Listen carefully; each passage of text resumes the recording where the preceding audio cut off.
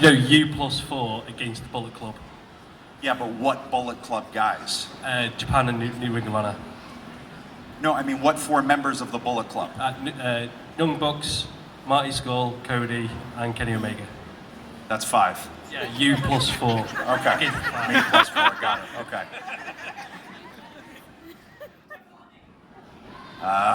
Man. Me plus 4, that would make sense too. Christian! Yeah, I guess I gotta put Christian in there, right? Do I have to? Yeah, okay, fine, Christian. Jericho! Let's go Hardys. Yeah. And Beth. Yeah, and Beth Phoenix. She'd take all their heads off, though. They're all smaller than her. She'd toss them all over the place. Sure, that sounds good.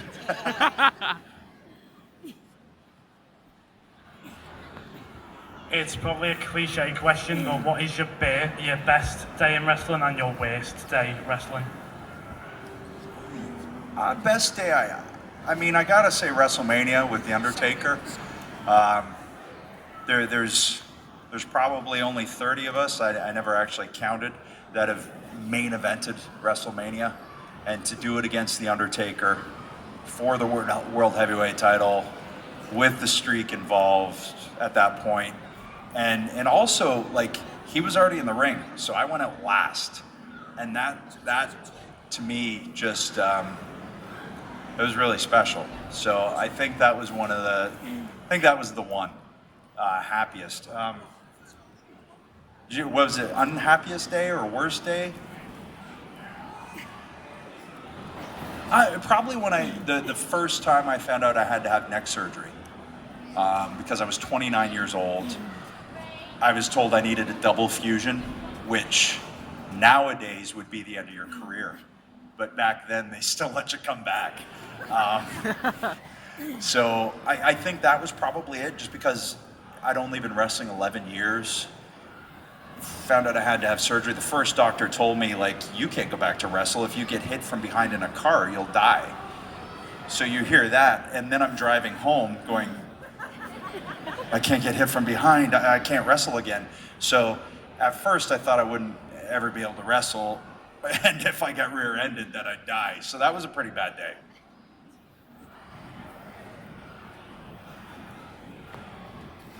I'm a big fan of the podcast with you and Christian, so I was wondering what made you get into the podcast business, and then what tips would you have for someone that wants to start as well?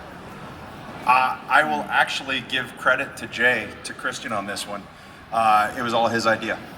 I didn't really know what the whole podcast thing was all about. I knew what they were, obviously, but I didn't necessarily get it. And then I didn't know what we would do that would make ours different than the 8,000 other ones. Then I realized what's going to make it different is that it's him and I, and that you can't replicate guys that have been best friends since the 6th grade and dreamed of being, wrestlers and tag team champions, and then actually did it, and then went on to be world champions separately, and have daughters within 6 weeks of each other, and just all of these serendipitous things that our lives running parallel, what all of that entails, and you can't script that, you can't write chemistry.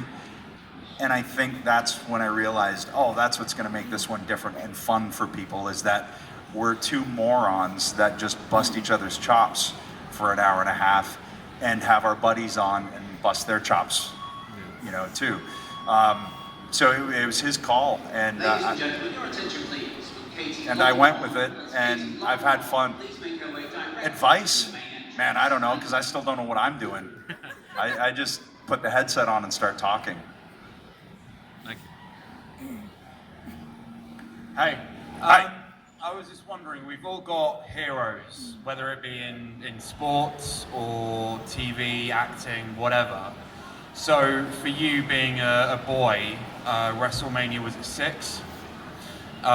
Watching your guy Hulk Hogan in the main event, and then transfer that 15 years down the line you're told that you're not only going to be teaming with him, but speaking of tag team titles earlier on, but you're going to be winning the tag team titles with him as well.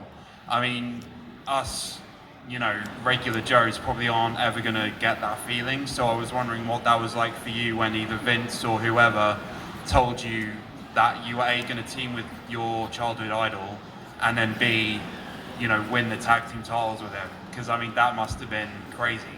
Yeah, I mean, it absolutely surreal. And it was actually Paul Heyman who was writing SmackDown at the time. I was on a house show, and we were in the midst of Jericho and I doing, a program together. And we had really good chemistry. We really, it was at one point it was going to be SummerSlam with Fozzy in his corner, and I would have Ozzy Osbourne in my corner. So we were looking forward to all of these things. Then we found out that wasn't happening. They're sending Jericho to Raw. And then Heyman called me. I was at a house show, and he said, "How would you feel about winning the tag titles with Hulk Hogan?" I'm like, what is happening? Yeah, I'm in. Okay, forget that program with Jericho. There's a lot of things that throughout my career I never would have expected would be opportunities that I would get, whether it's wrestling Terry Funk, or wrestling Jerry Lawler in Memphis, or wrestling Hacksaw Duggan, or wrestling Ric Flair in a TLC match, in his first ladder match ever. Teaming with Hulk Hogan was not on my radar when I first got into the industry. So it was, you can watch that match back and see the goofy childhood grin on my face as he's coming down the ring, because there's just certain things in life you never expect will happen. That was one of them. Hi, Edge. Hi. Hi, my name's Luke. I'm a Luke. huge fan. And I'd just like to say before my question, thank you for helping me out a lot when I was growing up. You helped an awful lot, so thank you. Glad I could. My question is, as an actor, did you use the skill of acting more than wrestling in WWE? Is the one that stuck out more, or one that you just used more in your career? I've always said, like, wrestling and acting are they're on the same tree, if that tree is like the entertainment tree, but they're different branches. So with wrestling, the acting is much bigger and much more theatrical, and the closest relation I can think would be stage, and where you have to translate it to an audience that's there live, and you get that instant gratification to know if something worked. With acting, it's much more pulled back, and you have to convey more with smaller motions. And I did Haven right after I retired, and I think it was my third episode in. We had this director named Lee Rose, and Lee is very blunt. She's awesome, but she's very blunt. So I was doing one scene, and they were into my close-ups, and she came up to me in between takes, and she goes, "What are you doing with your face?" I went, "I don't know, what am I doing?" She goes, "Well, just don't do it anymore." And I went, "Okay, all right, well, can I go see what I'm doing?" So we went and watched, and I went, "Oh, Lord, I look like a maniac," because I was like, doing all that stuff that you need to do in wrestling that you got to pull back in acting. So there's similarities, but there's things that I had to learn to kind of rein in and corral. Who's your favourite current tag team wrestler? Current what? Favourite current tag team? Current tag team. There's a few, honestly. The Usos are the ones that jump to mind immediately, because they're just on another level right now. The Bar, I think, are now that they're a team, a proper team now, and the Revival.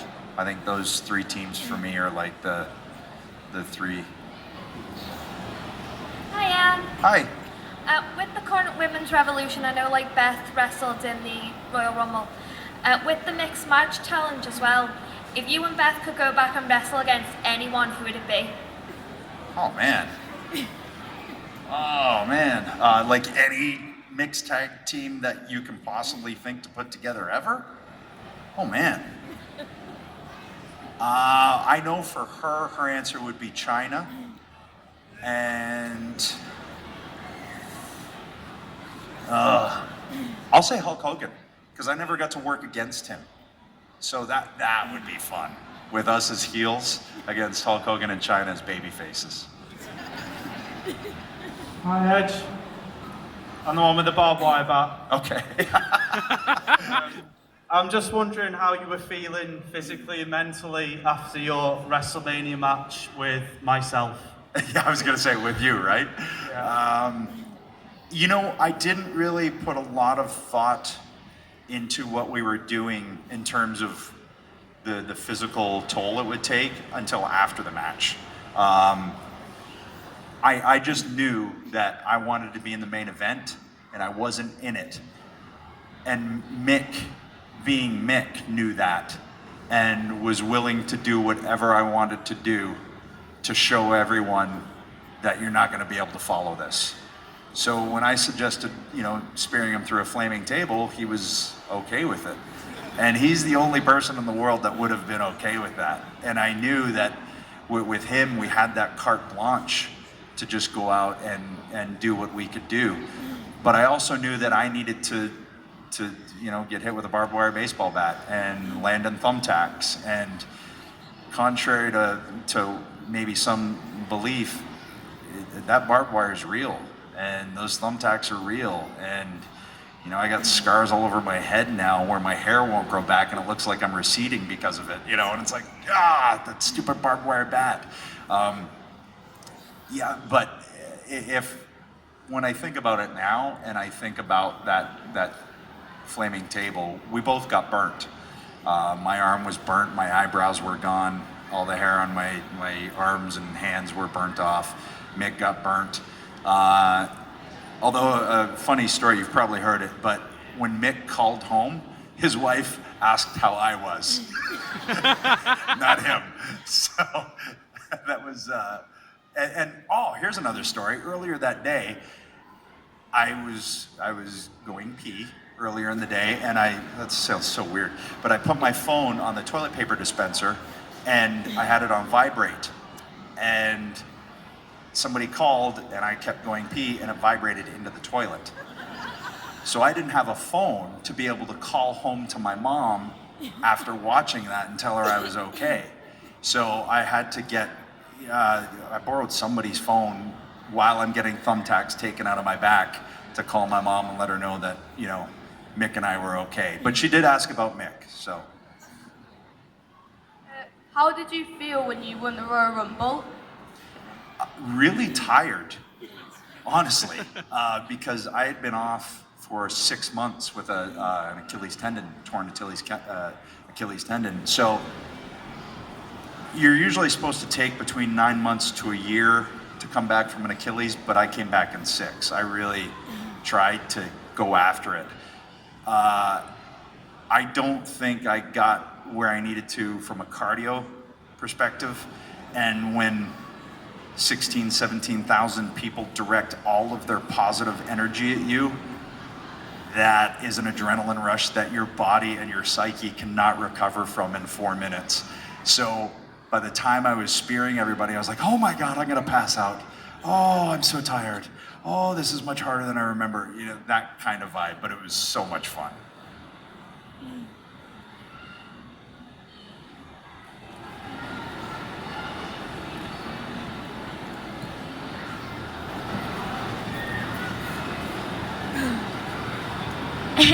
I kind of like a two-part question. The All right. first one is if you could bring back any wrestler who's retired or big eliminated, who would it be? Percy, Marby, Shawn Michaels, and I love you, will you marry me? Well, I'm married, so that might throw a wrench. Yeah, polygamy, right? What is it? If we lived in Utah. Let's see, if I brought back anybody to wrestle, was that the question? It would have been great to wrestle Bret Hart in an Iron Man match. That would have been fun. I only got to wrestle Steve Austin once in a 6-man tag. It was so brief. I think Rated R Superstar era Edge against, Stone Cold would have been fun with him as the baby face, the butt kicking baby face, and me as the heel that will stoop to anything to try and win. That would have been fun. But again, I've been lucky. I wrestled almost everybody. Short of the Bruno Sammartinos of the world and things like that. But I think Brett and Steve. So you answer the first question about the marriage. Yeah, that one ain't gonna happen. Sorry. But I appreciate the offer. Hi. Hi. In WWE, who is your worst enemy who you've ever played? Well, I think in terms of my main rivals that I think people will remember, I think John Cena's probably the top of the list. Him and I had a very long, drawn out, back and forth, and we wrestled each other hundreds of times, and it's because it worked. He was what would be a football reference. He was Man U, I was Liverpool. Is that not a popular one? Huh? Or he was, the Yankees and I was the Red Sox. Or, I was the Maple Leafs, he was the Canadians. That kind of thing. The one with The Undertaker, for me, might have been the most enjoyable because it lasted about a year and a half. And a lot of that time, he wasn't there. So I had to somehow do a weekly television show and continue a storyline feud with someone that wasn't there, which was difficult. And thankfully, Michael Hayes and I really got together on that and tried to come up with different characters to be able to come in and fill the hole because he had been banished in a TLC match after I beat him and all of these things. So Chavo Guerrero, Vicky Guerrero, Zack Ryder, Kurt Hawkins, Mick Foley all played a really big part in helping further that thing along. So that was the most enjoyable one.